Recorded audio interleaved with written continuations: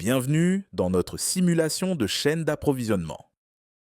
Dans cette vidéo, nous allons vous expliquer comment fonctionne le jeu en prenant l'exemple du grossiste.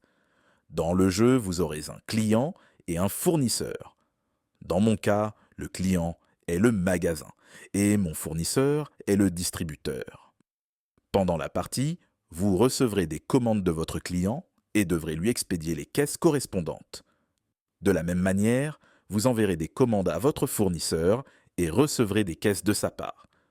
Votre objectif est de décider de la quantité à commander auprès de votre fournisseur pour maintenir un niveau de stock suffisant afin de répondre à la demande de votre client. Attention à ne pas avoir trop de stock, car cela génère des coûts. Mais si vous n'avez pas assez de stock, vous aurez des commandes en rupture, ce qui génère également des coûts. Comment jouer ? Chaque semaine, vous verrez une animation montrant les échanges qui concernent votre rôle. Par exemple, lors de la semaine 0, j'ai reçu 4 caisses de mon fournisseur. De plus, mon client a commandé 4 caisses. Comme j'avais suffisamment de stock, j'ai pu expédier ces 4 caisses. J'ai commencé avec 8 caisses en stock, j'en ai reçu 4 et expédié 4, donc à la fin, j'ai toujours 8 caisses en stock. Chaque caisse en stock génère un coût de 0,5 €. Donc, cette semaine, mon coût cumulé a augmenté de 4 €.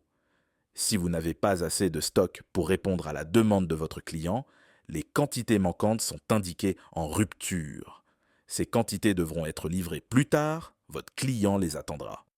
Les commandes en rupture coûtent un peu plus cher que le stock, 1 € par caisse et par semaine. Après l'animation, c'est à vous de décider combien commander à votre fournisseur. Notez que la livraison prend 2 semaines, donc une commande passée à la semaine 0 sera livrée à la semaine 2. Pour décider combien commander, tenez compte de votre stock actuel et de la demande que vous avez reçue de votre client les semaines précédentes. Vous pouvez également voir les livraisons en cours provenant de votre fournisseur, représentés par des camions se dirigeant vers votre rôle.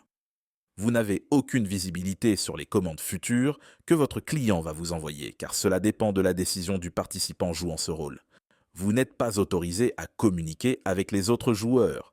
Essayez donc d'estimer la demande future à partir des semaines précédentes et de maintenir un niveau de stock adéquat pour minimiser vos coûts. Par exemple, je vais commander 4 caisses pour la semaine 0.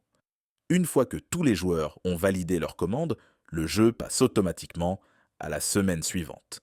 Si un joueur manque à l'appel, son rôle sera joué par l'ordinateur.